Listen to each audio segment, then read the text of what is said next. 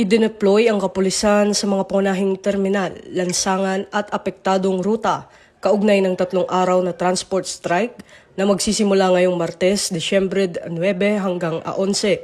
Ayon kay Acting Chief PNP Police Lieutenant General Jose Melencio Nartatas Jr., inatasan na rin ng mga police commander na makipag-ugnayan sa mga lokal na pamahalaan at iba pang ahensya ng gobyerno upang magkaroon ng iisang tugon sa inaasahang epekto ng tigil pasada.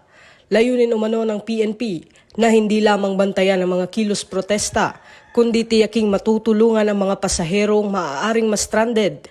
Naka-standby rin ang mga sasakyang pulis upang magsakay ng mga apektadong commuter. Ang direktiba ay alinsunod sa utos ni Pangulong Ferdinand Bongbong Marcos Jr. sa pamamagitan ng Department of Interior and Local Government upang masiguro ang kaligtasan ng publiko at tuloy-tuloy ang mahalagang serbisyo sa kabila ng welga.